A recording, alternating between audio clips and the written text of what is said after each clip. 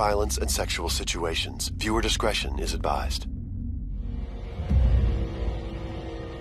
For almost 2 decades, a madman assaults, kills, and then dumps the bodies of young women around Seattle and its majestic Green River. He targeted prostitutes and runaways and murdered them in the most barbaric of ways.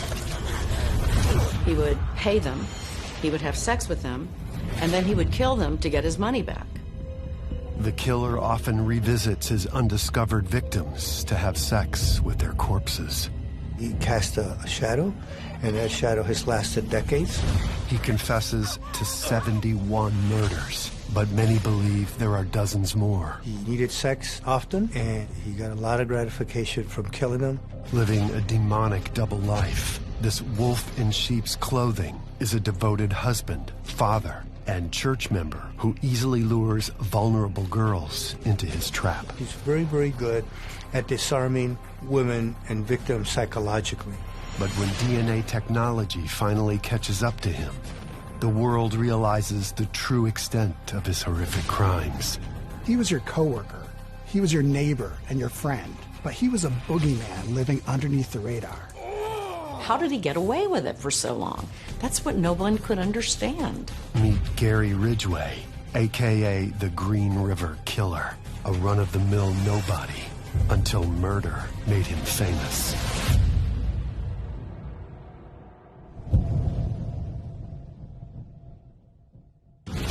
The savage murders committed by Gary Ridgway in the 80s and 90s shocked authorities and the public. His infamous deeds have been chronicled in movies, books, and television shows. And even now, a lot of people are looking at television programs with a serial killer theme.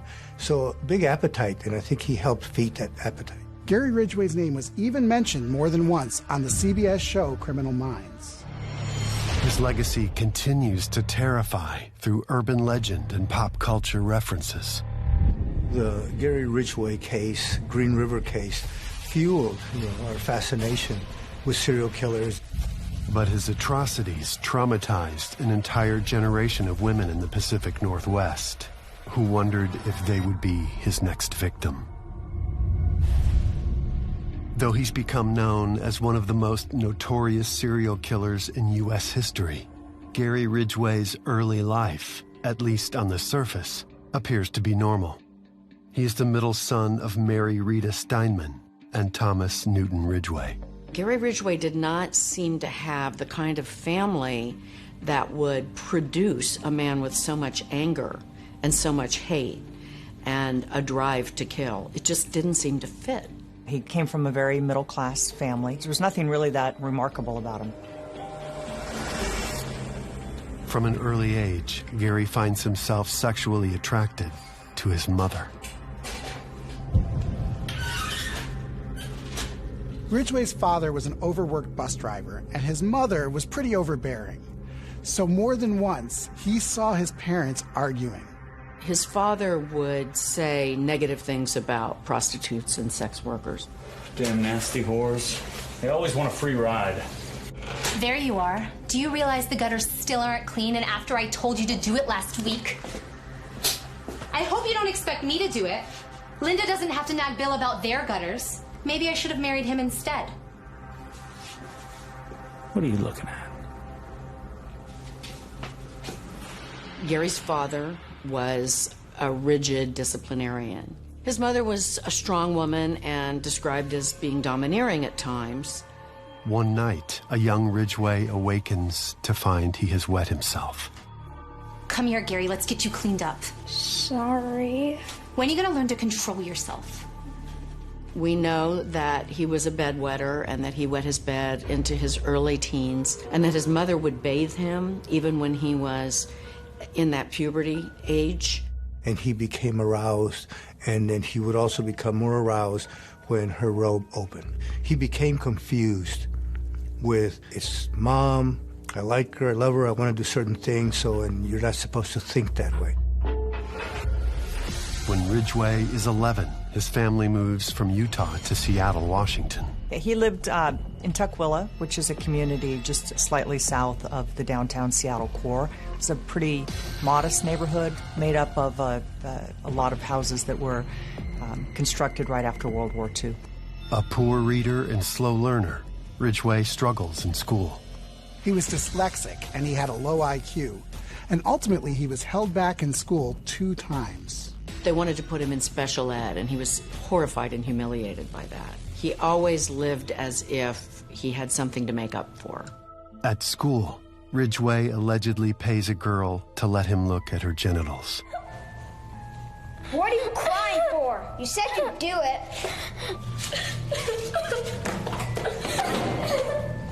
Eventually, Ridgway reportedly begins to have violent fantasies about his mother. He began getting fantasies of hurting her, slashing her, cutting her, because he was confused. So the bedwetting, washing, and then the criticism on the side, and then kids making fun of him because he was slow, started to create this psychology of annihilating thinking, hurting people, wanting to hurt people when they did him wrong. His anger is growing, evolving. The dislike for women is starting to take shape. At first, fantasy seemed the only way for him to deal with his feelings of lust and humiliation. But then, one day, he acted on it. Gary had lured this little boy to a place to play. Hey! And he lured him into the woods and then attacked him with a knife.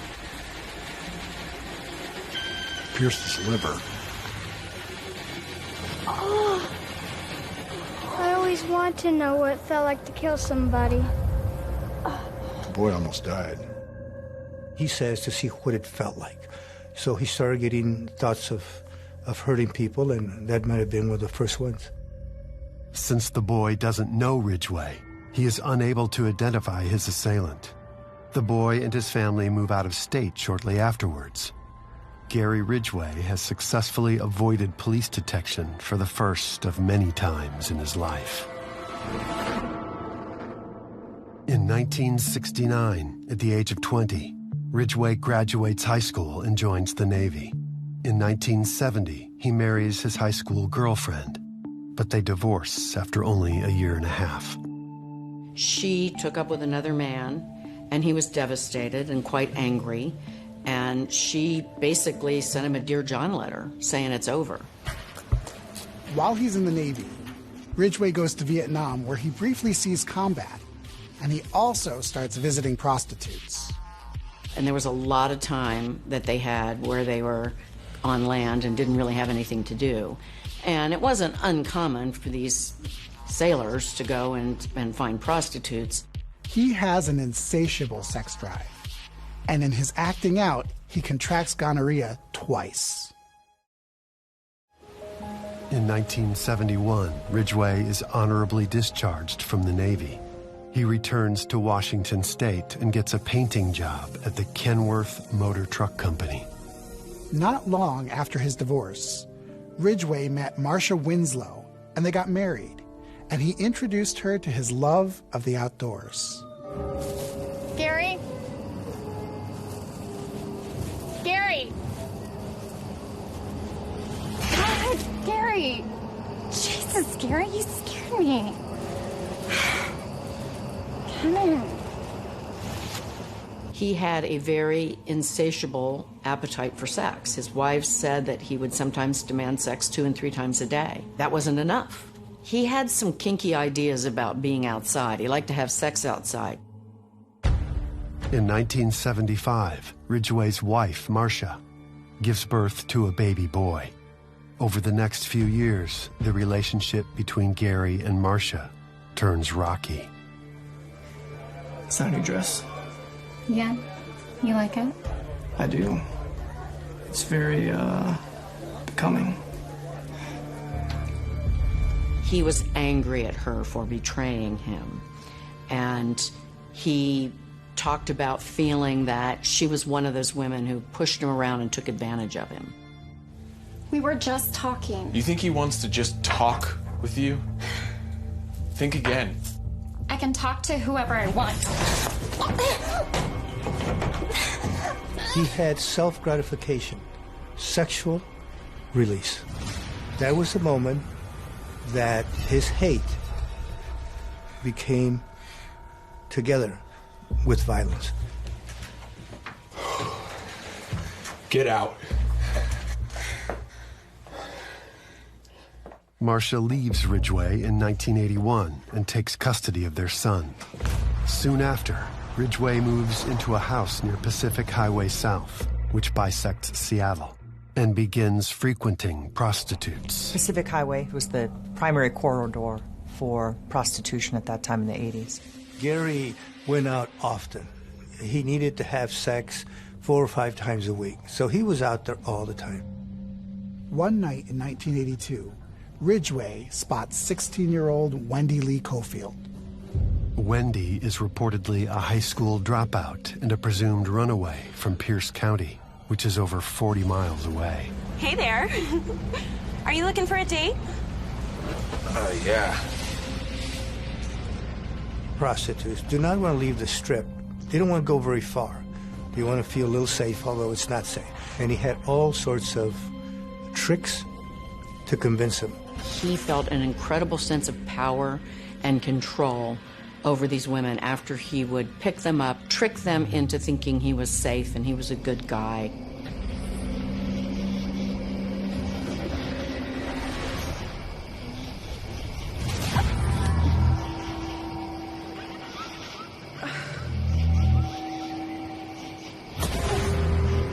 His contempt for women has been growing, and now no longer under the watchful eye of his wife, he takes his dark desires to a terrifying level.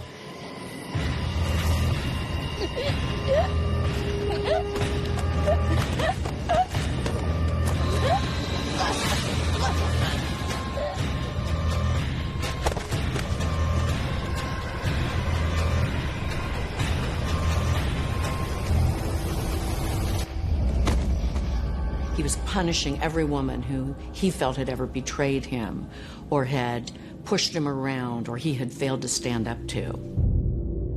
On July 15th, 1982, 2 boys bicycling along the Peck Bridge noticed something below them in the Green River. The boys discovered the body of Wendy Lee Cofield. She was naked except for her shoes and socks, and the rest of her clothes were knotted around her neck. She was only 16 years old. Police will soon discover that this sadistic murder isn't an isolated attack, and the body count will soon rise. In August 1982, Marcia Faye Chapman, mother of 3, crosses paths with Gary Ridgway. He would park his car at a convenience store or in a parking lot, and he would prop the hood up as if something was wrong, and then he would stand outside the car kind of watching the various women. They were living on the streets, they were selling their bodies for sex, and Gary Ridgway knew that they could be taken advantage of. Want a date tonight? Yeah.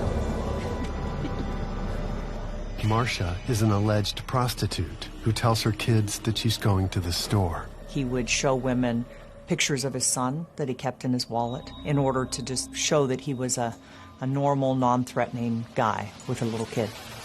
But in reality, Gary Ridgway was far from normal.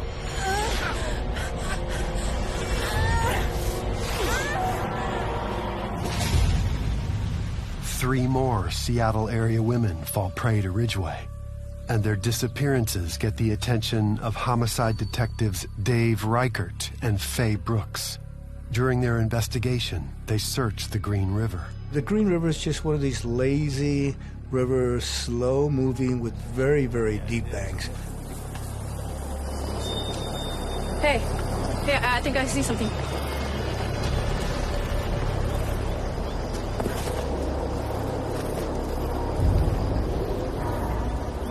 Oh my God, is that another one?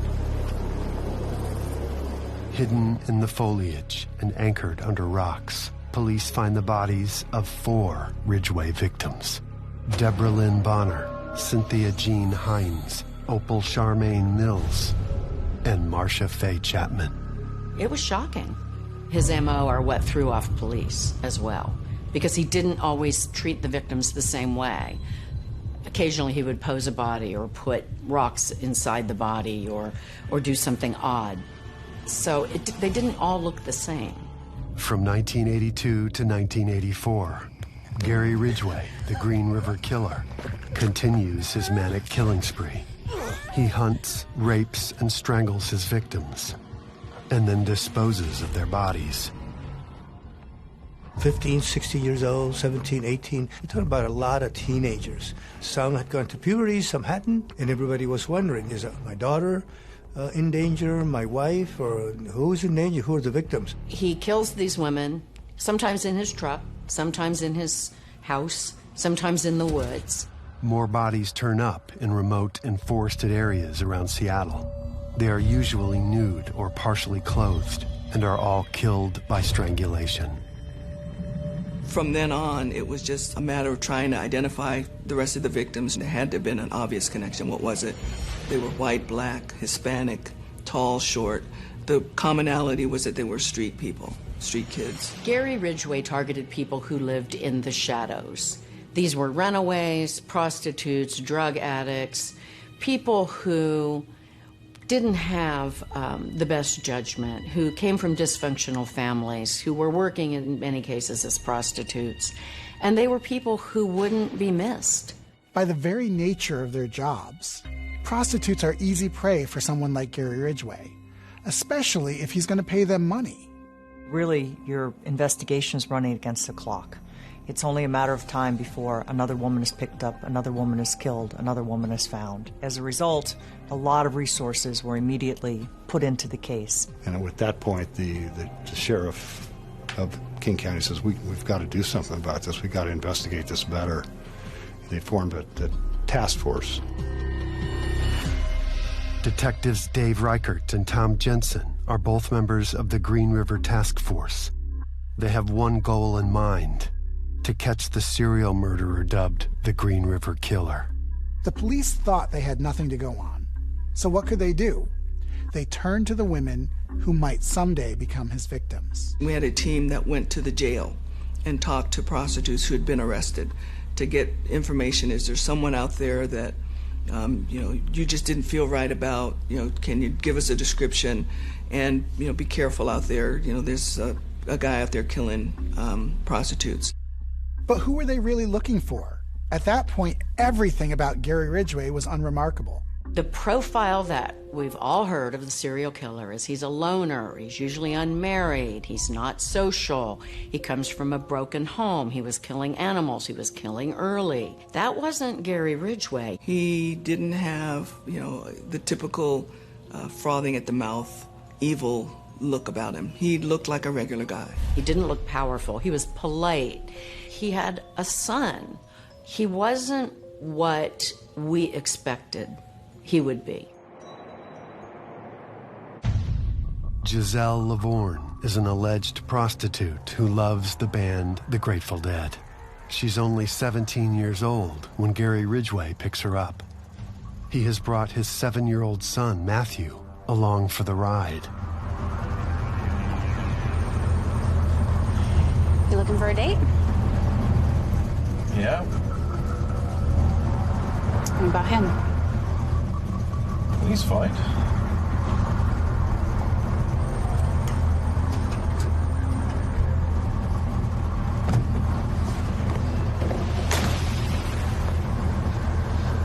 He picked her up, told his son to stay in the car, said they were going for a walk, took her into the woods.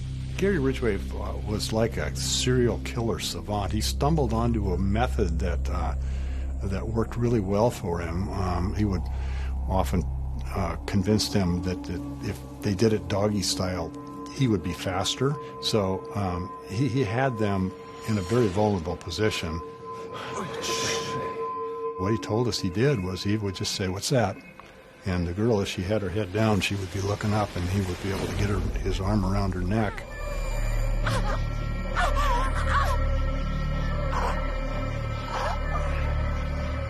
Then he would attack the woman, typically from behind, and he would choke her to death. His son didn't know. His son was a child. He just waited patiently for his father. Matthew Ridgway's father returns to the truck alone. Dad, where did that lady go? Well, she decided to walk home. Years later, Matthew Ridgway will tell reporters that he had no idea that his father was anything other than a normal dad. Once details of the Green River site go public, the murderer starts dumping bodies in other places, making investigators' jobs even harder. Whenever we would find a victim, it was on the front page. It was on the news, breaking news. He was watching the news. So he knew, oh, they found that location, and he would go somewhere else. Ridgway disposes of his victims in the woods. Sometimes he intentionally spreads debris, such as cigarette butts, receipts, and airport pamphlets around the bodies. He does so in the hopes that the police will think a traveling salesman could be the killer. Ridgway's depraved deeds know no bounds. Victim Mary Meehan is just 19 years old and over 8 months pregnant. Her remains are discovered approximately a year later. And not only were they found in more secluded areas, but they were even found further away from the Seattle area. As the body count climbs to over a dozen, the Green River Task Force receives thousands of phone calls from concerned citizens. Hey. What's up? We just got another tip on a missing girl. From who? The family? A pimp? Pimps are useless. They just say the girl's run away. Initially, we thought possibly it was a pimp. We thought maybe it was someone who was pretending to be a cop, because it seemed like they were getting into a car so quickly, so easily. Maybe that's what it was. The problem is this is the only two sources we're getting any information from at all. What other lead sources do we have out there? We don't. We're going to have to start canvassing again. We got to find someone who actually saw something. We're going to need to pull more guys in on this. If they'll give us the manpower. The public was behind us 100%, and everybody had a suspect. And so we were getting a lot of calls, and we could barely keep up with it. I think at one point we had probably 40 investigators, including FBI, working on the case, because there were so many suspects, there were so many missing people. We spent so much time recovering remains and trying to identify them that there wasn't really much time to work on the suspects that much anymore. We were overwhelmed by the number of recoveries that we were making. The problem with this case and Gary was that there are too many men who want to hurt women. There are too many men who are violent. During their investigation into the murders, the Green River Task Force receives an offer of help from the unlikeliest of sources. Looks like the lab sent us over some new pictures. Hey, Riker, you got a call. I don't have time to do it right now. You're gonna want to take this one. This unlikely source is someone whom Reichert and fellow task force agent Robert Keppel had previously investigated. The infamous murderer, Ted Bundy. Ted Bundy was smart. He was social. Gary Ridgway was 180 degrees the opposite. His IQ is low. He wasn't attractive. He wasn't charismatic. It's hard to imagine how he convinced all of these women to get in the car with him. And in the end, I think he was just really good at one thing, and that was killing people, killing these women. Bundy suggests that when police find a fresh grave, that they stake it out. Because if the killer is anything like Ted Bundy, he'll come back to have sex with the dead bodies.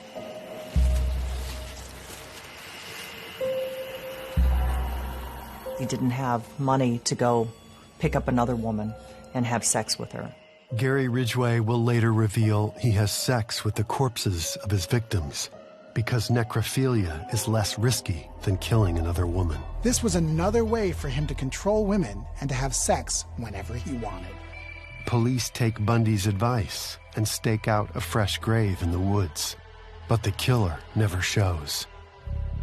In November 1982, Ridgway solicits 20-year-old telemarketer and occasional prostitute, Rebecca Garday.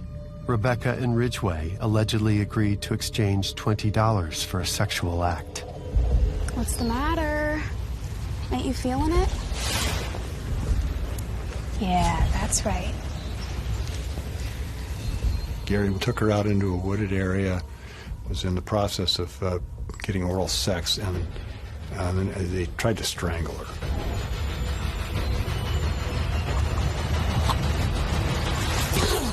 Crazy son of a bitch!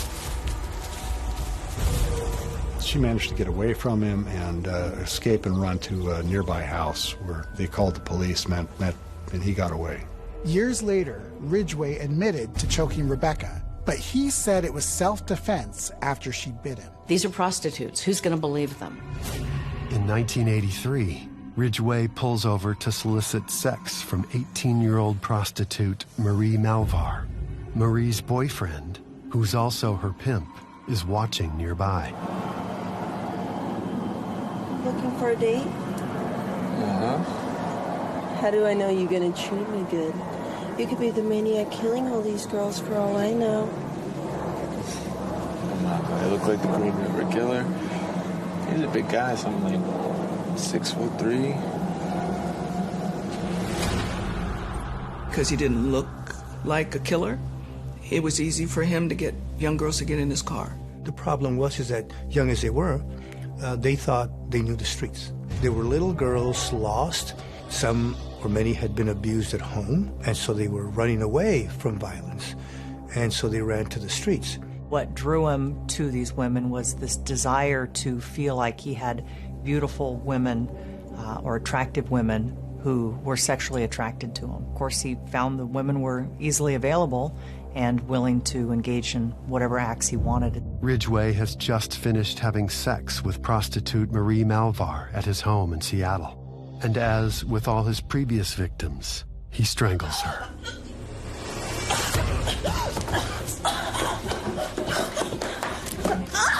Get off me! Get off me! During her struggle to break free, Malvar inflicts deep scratches on Ridgway's arm. She fought back when he tried to kill her. Although she puts up a fight, Marie Malvar has no chance against Ridgway. I'd actually seen Ridgway's vehicle. And Marie's boyfriend was suspicious of this particular guy and followed them to the house and alerted authorities.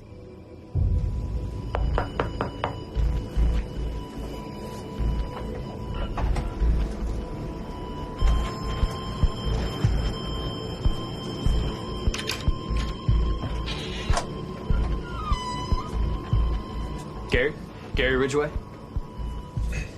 Yeah, that's me. You ever seen this woman before? No, sir. You sure?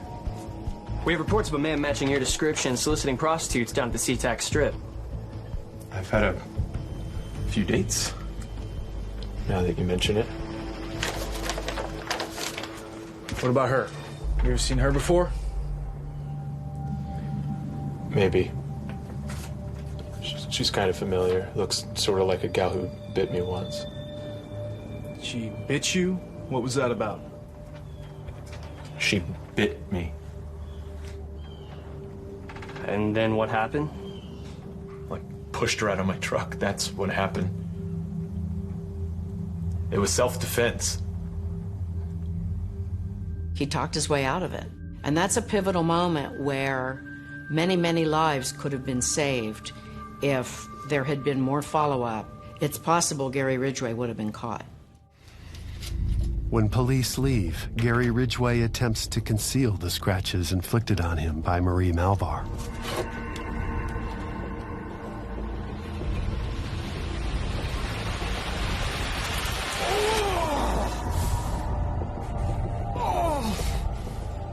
Ridgway covered up the scratches with battery acid. It was one of many close calls that he had with the cops. On edge from his run-ins with the police, Ridgway takes his son camping in the neighboring state of Oregon. Hey, Dad, I'm gonna go fishing at the creek. All right, I'll be there in a second. Get these bags out of here. It is there where he deposits the remains of 2 bodies inside trash bags.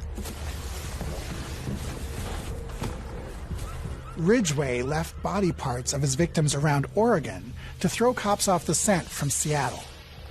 And when police discovered the remains, they thought maybe the killer was moving south.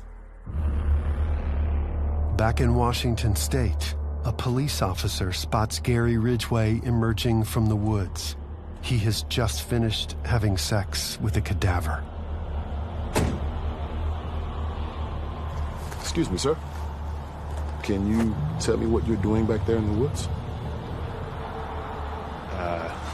You caught me. Couldn't hold it any longer, so I stopped to take a leak. That's understandable. I've had to do that a couple of times myself. Now listen, be careful in this area, okay? Will do. Some bad people running around. Thank you. Have a good day. He says, well, I'm just urinating, and I believe he was just feet away from a body where he was having sex. Despite another close call, the Green River Killer is undeterred. In 1983, Ridgway murders waitress and young mother Carol Christensen. On Mother's Day, her body is discovered propped against a tree. He poses her with 2 trout on her torso, a sack on her head, an empty bottle of wine across her stomach, and a pile of sausages on her hands. Some speculate this bizarre scene is an attempt to throw off the task force.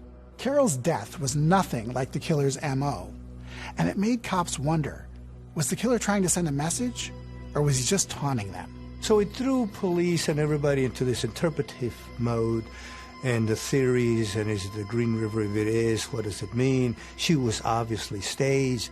Gary Ridgway never explained anything about this stuff other than he had it in his refrigerator. In 1984, 2 years after escaping the clutches of Gary Ridgway, Rebecca Garday reports her terrifying run-in to police. There had been a string of murders by this point, and the Green River Task Force was on high alert. Gary Ridgway was on their list, so they brought him in for a polygraph. Do you have any children? Yes. Have you ever paid for sexual services? Yes. Have you ever assaulted a woman? Yes. Did you kill Wendy Caulfield? No. Did you kill Marie Malvar? No. We're done. Ridgway was reportedly calm and relaxed as he took his polygraph, so he passed it with flying colors. Cops had no choice but to let him go again. That was a real missed opportunity, because when he passed that lie detector test, they moved on. They set his name to the side. In 1985, 4 years after his divorce from his previous wife, Marcia, Ridgway starts dating Judith Mawson.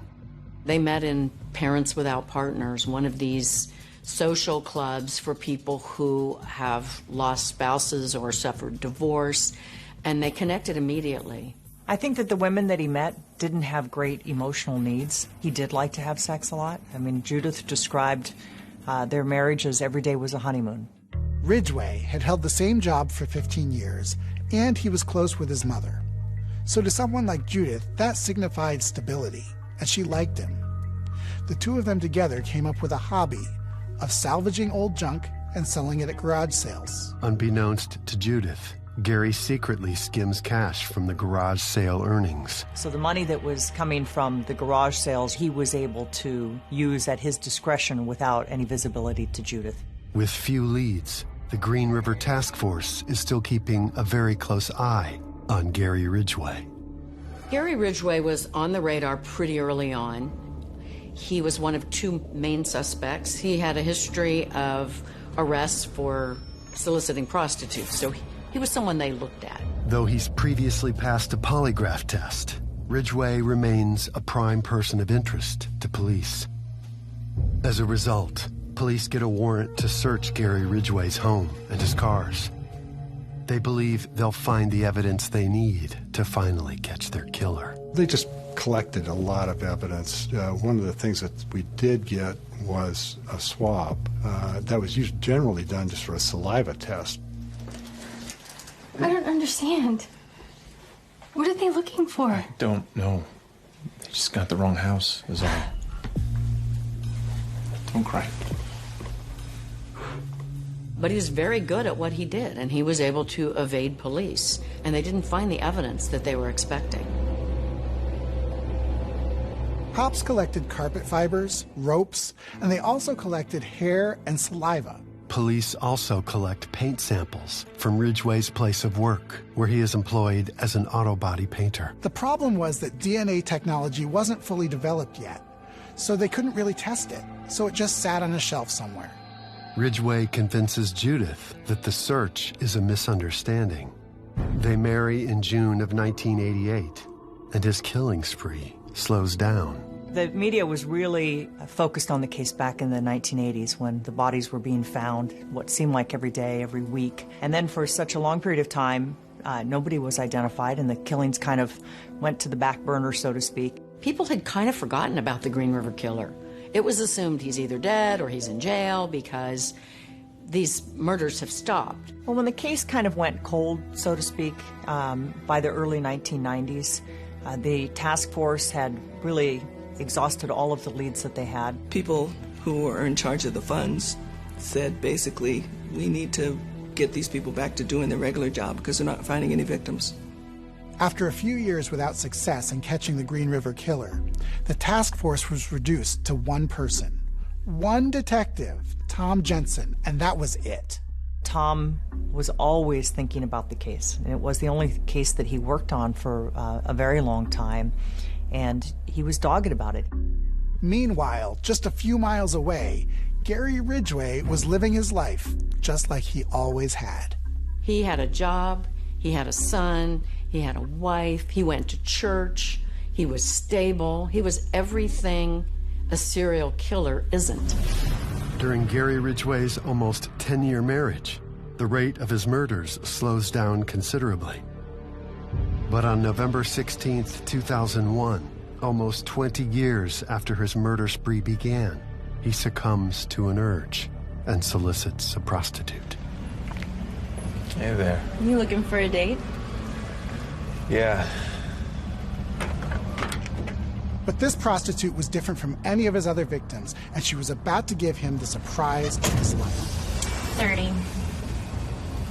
Yeah. Yeah, 30's good.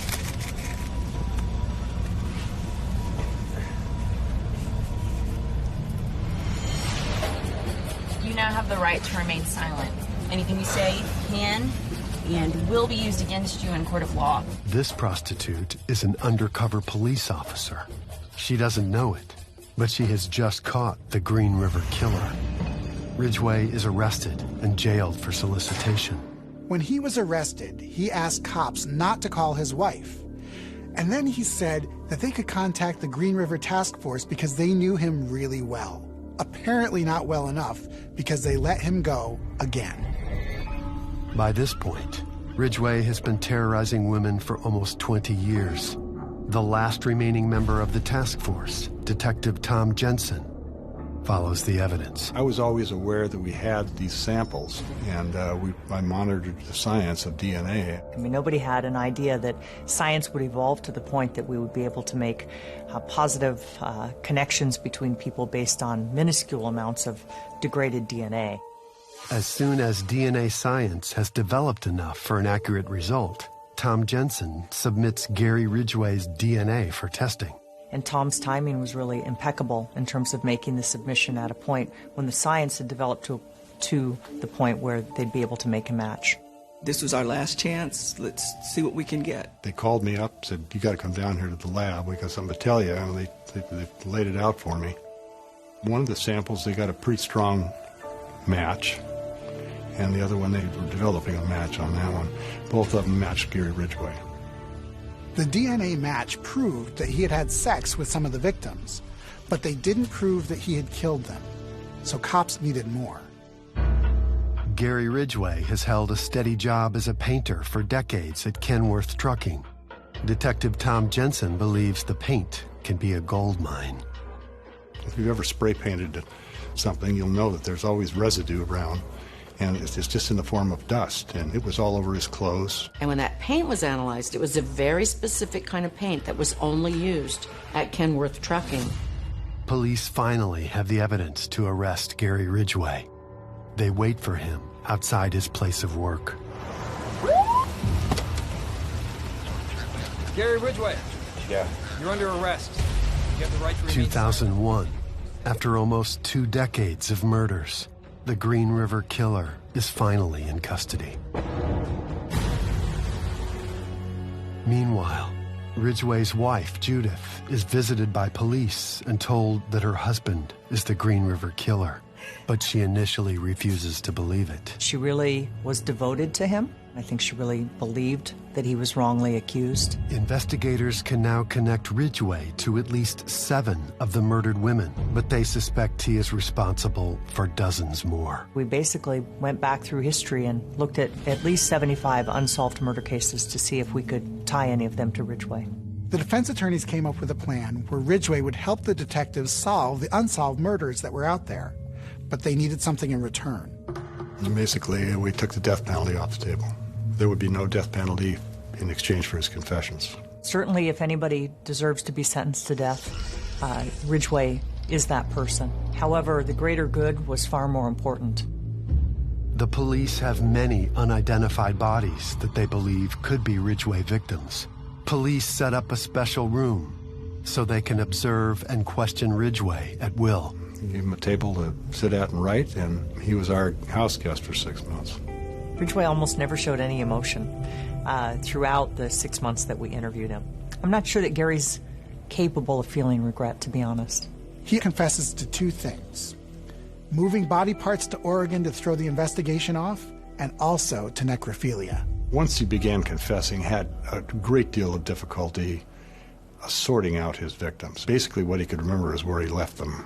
The team takes Ridgway on field trips into the forest to locate the bodies of missing women. He pointed those spots out, so now we knew that some of the cases that we had suspected might be related but had never made a positive link were now part of his victims.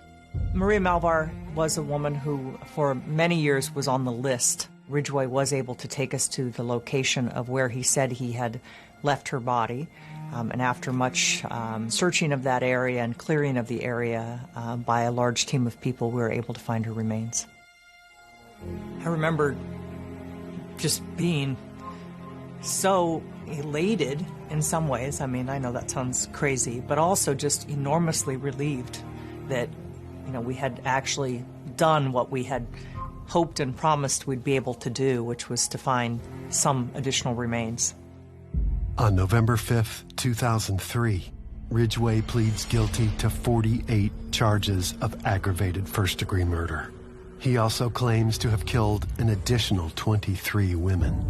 It was the saddest case I've ever covered because the courtroom was filled with fathers and brothers and sisters and daughters and mothers of these young women whose lives were just cut short. People were sobbing and crying and angry.